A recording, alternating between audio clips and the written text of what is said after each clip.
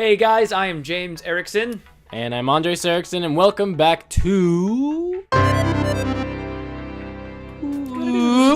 So recently on the Erickson Exchange, we just talked about a new Super Smash Bros. For the Switch, and we talked about new characters, and what we wanted to see, and what we didn't want to see, and today we're going to be talking about the Smash Bros. Series again, but just kind of from a different angle. Today we're going to talk about where the Super Smash Bros. Series should go. We've had 4 installments of Super Smash Bros., and we're going to kind of go through each one, our brief personal experience for each one, and also talk about what we thought makes each one unique and distinct from each other, and then use that to kind of help us think, where should the next Super Smash Bros. Game go? Back in 1999 was the first release of Super Smash Bros. For the Nintendo 64. I do remember when it came out. I remember the commercial for it. I think it was Yoshi, Mario, DK, and maybe it was Pikachu too, frolicking through the grass, and then they took out like a hammer and beating each other up. I do distinctly remember that. I was 8 years old, which means you were 6. I remember playing Super Smash Bros. 64 with you, obviously, and then I had a lot of friends that I would play with, and I just remember being really good. I remember beating you most of the time. Yep. And then I also remember one day Grammy, our grandmother, was watching us for some reason, and you were beating me and I was crying because you don't normally beat me, and then you were beating me that one game. I think one of us was Kirby even. I remember crying, and I remember Grammy telling me to not be upset about it, like that it was okay. But I was mad that you were beating me. Goodness gracious, that was long ago. I remember us playing through the single player a lot, the classic mode, break the targets all the time. When I remember Super Smash Bros. 64, I remember us playing that the most. Probably over any of our other games. We loved all the other games, but Super Smash Bros. Held a special place in our heart. Still, like it does today. I don't know, we just did a lot with it. We played with each other. We played with, I remember we playing with Edward a lot when he got it. Do you remember that? I remember we would go to Puerto Rico, and we would play with Edward. And because I always beat him, he always wanted to play with you. Do you remember that? No.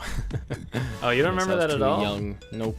Well, what I remember specifically was just how I'm gonna get way off topic if I go into this, but it was so exciting because we didn't know who the new characters were, and I thought when we got them, we were like, wow, whoa, who's this? Wow, look what he can do. And I had no idea who Captain Falcon or who Ness were. Yeah. There was no internet for people to like spoil things. I mean, there was internet, but it wasn't the same as it is today. And we never used it. Yeah, and like our friends would like lie about who was actually there. I'm not gonna name any names. I don't think this person remembers Andrew Pierce. He's never gonna watch this.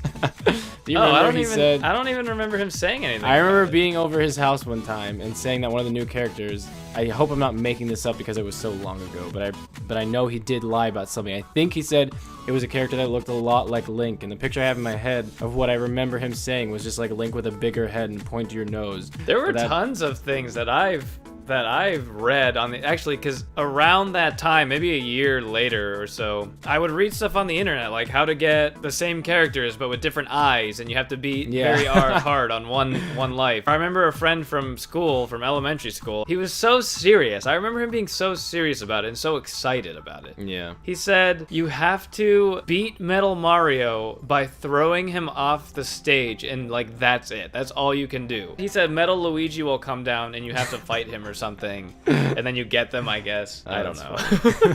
Let's talk about Melee real quick. Get over the fact that we call it Melee. Yeah, okay, yeah. I think it's Melee. Everyone calls it Melee. We've been calling it Melee ever since we got it. You can get mad at us in the comments. I don't care. Show us how angry you are in the comments. I will always know it as Melee. So Melee came out in 2001. The first time I played it, we didn't even have a GameCube. I played it for the first time over my best friend Tom Stravinsky's house. I remember thinking, oh my gosh, Mario looks so real.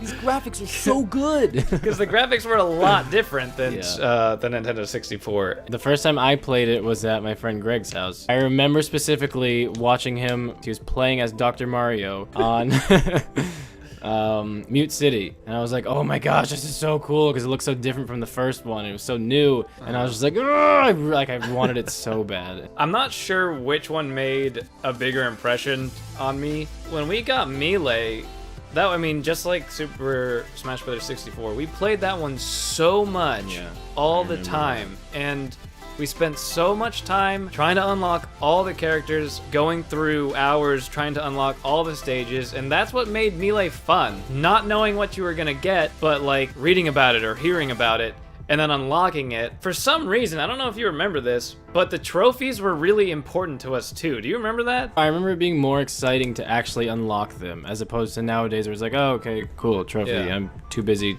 trying to play for real. I remember also the events. The events were really fun. I think you and I would just sit down and just go through all of them. Yeah, I remember that. Oh my gosh. Real quick, do you remember we used to like the series made such an impression on us? We used to make our own Super Smash Bros with Legos, and we would like make the characters and we would hold them like this, and the person playing would like be like, front kick or move forward, move back, and the other person would like do it at the same time. We would unlock characters. I remember doing that with Lily and Karina too. I used to have so much fun with that.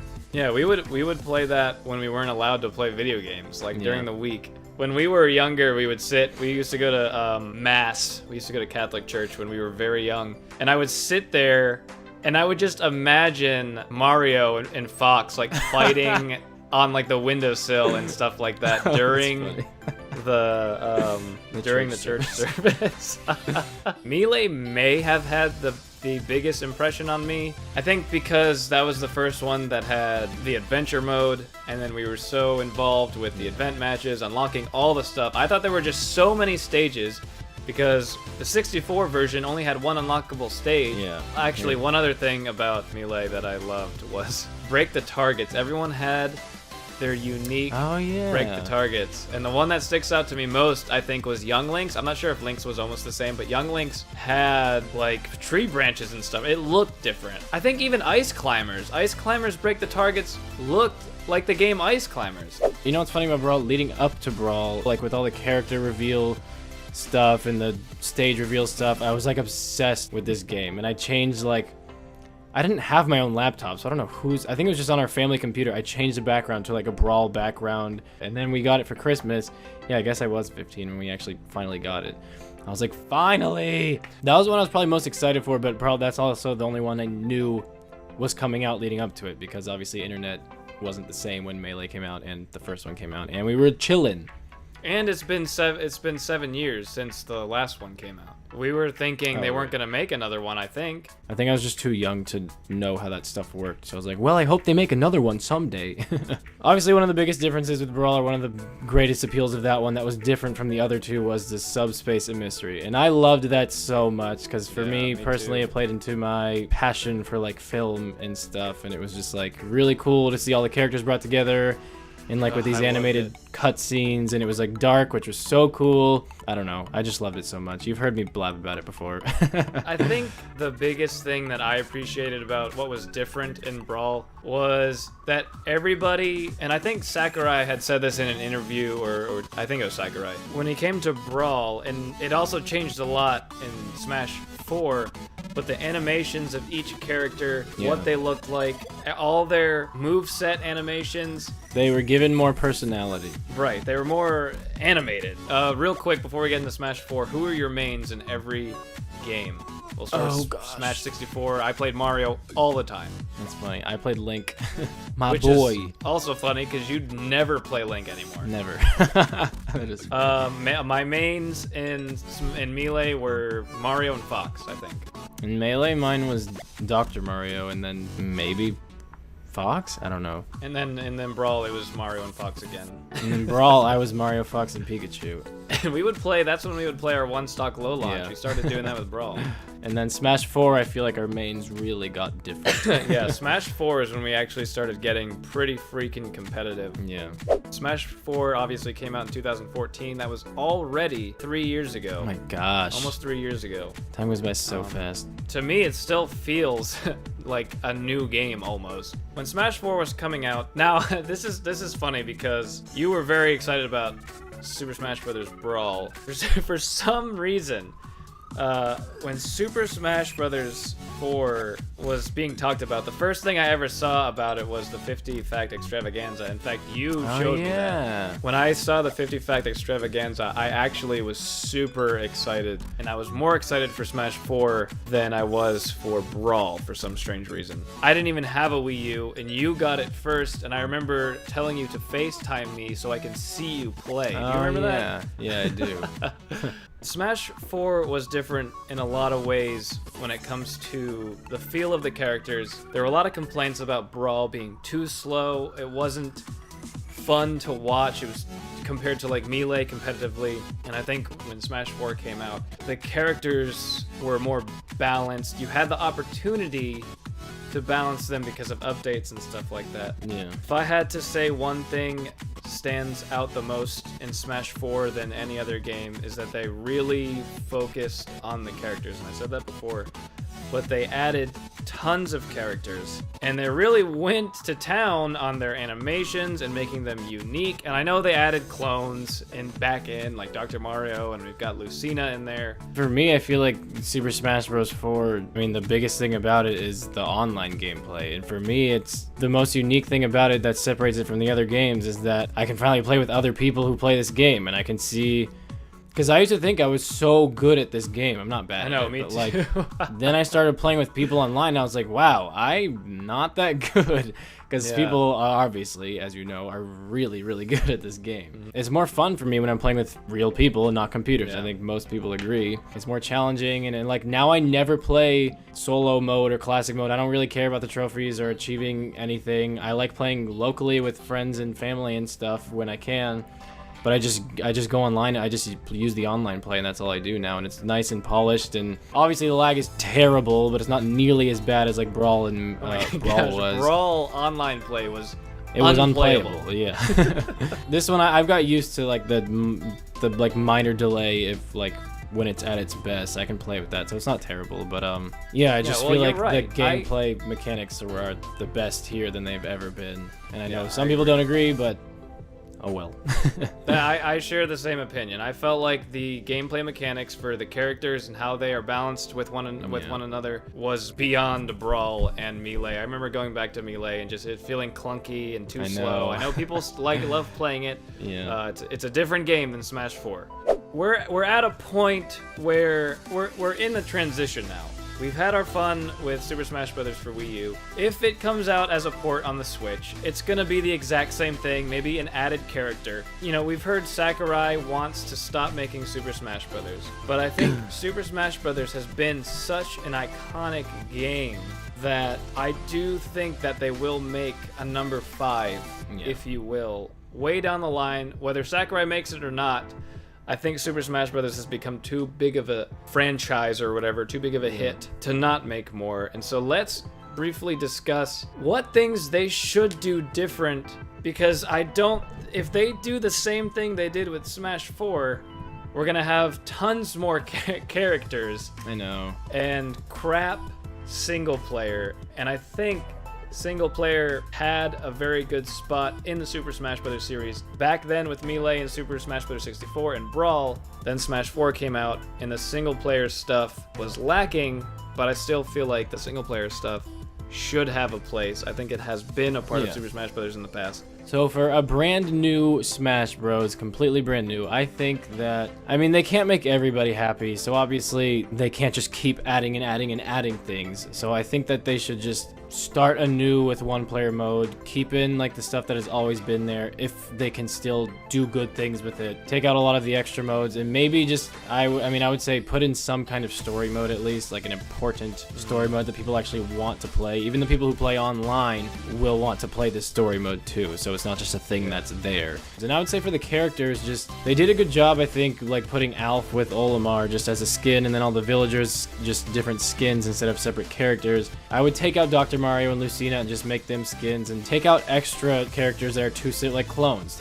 Just get rid of the clones completely, and so we can fit in new modern characters. I would say update the looks of the characters that have always been there, which would take some time. But I mean, for something completely different, I don't know, just a completely new look. And I think if it's made far enough in the future, not like in like 15 years, but like I don't know, and obviously better online play would be nice. I feel like there's two directions they could go with the next Super Smash Bros. Because like I said before, we're coming to a point where the roster is getting too crowded.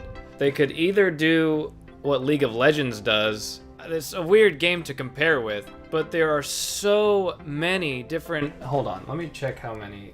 Okay, so League of Legends has 134, right? That's 134 different characters that need to be unique from each other and balanced, as it would seem. This is a competitive game. Super Smash Bros. Is, I think, growing in the competitive scene, and we may see that more in the near future. Either Super Smash Bros. Could continue to grow their roster beyond 58, and just adding so many different characters, and then just, I feel like at that point, it will start to be like Smash 4 kind of was. It will start to be mostly about each character, and they will have to balance over 100 characters as we go, and I think perhaps that will be the competitive side to it. If they go with a competitive approach, that we may see tons more characters in the future if they decide, to make a fifth one, which I think they will. I think more and more characters would be them saying, I think we're just gonna make this a competitive game. We'll focus on all the characters. And then I think they could also take another approach, not really adding that many new characters, but focusing on the story behind each character and then blending it all together. That's what I liked about Super Smash Bros. In the past. Was the blending of each character's story in their games together. So I feel like, and I'm talking a lot, when I look at what could be next, there's two approaches. One with tons of characters, very competitive, or another one still competitive, but a lot of the same characters, just focusing on the story and the background of each character and making single player stuff out of that. So maybe we'll see in the future a Super Smash Bros. Game that doesn't focus almost at all on anyone's game, only being reflected in their movesets and in the character themselves. And if they do that, I know for me at least, I'll be a little bit disappointed because that's what I love. I wouldn't say most, but it was something I absolutely loved about the old games, was playing adventure mode, playing like Subspace Emissary, bringing like the Avengers, just bringing them all together and just doing all that stuff. But I think if Super Smash Bros. Became only about the characters, to me it would feel like a little bit of a different game, but I wouldn't be mad about it. I love fighting, I love the competitive aspect of it, so those are my thoughts. Tell us in the comments what you think. What are your thoughts on what we talked about? Would you rather have like a giant roster, less story? Or would you like to have the same amount of characters, around the same amount of characters, but in the next game, maybe getting their backstories and putting them all into a single player, focus more on single player stuff? Yeah. We are now moving on to reading viewer comments. Last week we talked about possible Super Mario and Zelda movie ideas, and then we asked you guys to come up with a 1 to 3 sentence like synopsis of a Mario or Zelda movie, so we are going to read some of those. It's a me, Megatron. Says, it's a me. Step 1, base the story off TTYD or Super Paper Mario. Oh, the 1,000-year door. Step 2, hire competent writers. Yes, that's important. Step 3, get good voice actors and actresses. Yes. Step 4, don't screw it up. Step 5, profit. It's step 4 that people have a problem with, is not screwing it up. I don't want a Paper Mario movie. I want an actual Mario movie, but I've heard those games have really good stories. Mr. Gamer 9 says, my idea for a good Mario movie would be that Mario and Luigi enter Portal Link to the real world. Their goal would be to prevent Bowser from entering the real world. Bowser creates his own portal link to the real world and stop him from ruling over the Mushroom Kingdom and the real world. Plus, Mario, Luigi, Peach, and Bowser would be animated. And Knuckles. My only problem with that is it would be in the real world, and they already tried to make a real world version. A real world version. A real world version. Terrible. Except the idea that they would be animated in the real world could work. Except that's why we have Mario Odyssey. Sacha Skarowowski says, if I were to make a Breath of the Wild movie, I'd do this. I'd put the story that happened 100 years ago. Everything goes wrong. Link gets some sleep, and then open your eyes. I know it's very short, But if they made a movie about the prequel to Breath of the Wild, I think that would make a good movie. Kind of show everything that happened around that time with Zelda and Link and everything, and then have Zelda Breath of the Wild, the game, be the sequel to that prequel movie. I think that'd be cool. That's probably all the time we have. We literally talked way too much this episode. So anyways, let's go to the play of the week. Wait, what? What is this place? Oh, portal. Come on, let's go, go, go. Oh my god, oh, help, help, help, help, help, help, help, help, help, help, help, help, help, help. Okay, there we go. Congrats to that play. That was a good play. If you have any plays you want to send to us, send them to ericksongamingthings@gmail.com. They can be any kind of plays you want, from any game you want, preferably ones we play on our channel, but they can be anything as long as they're interesting. But anyway, our next Erickson Exchange might be a few days to a week later than it should be, just warning you guys. It's going to be a very chill episode. What we're going to do is just a Q&A. So you guys feel free to ask us any questions you want. They can be gaming related. They can be anything else related. They can be stupid, funny, they can be intriguing, whatever you want, and we will have fun answering them, and it'll be a grand old time. So, Grand old time. Without further ado, thank you guys for watching. Sorry for babbling so much. We hope you are stay tuned for at least a minute of it. Yeah, we will see you next time. Peace out.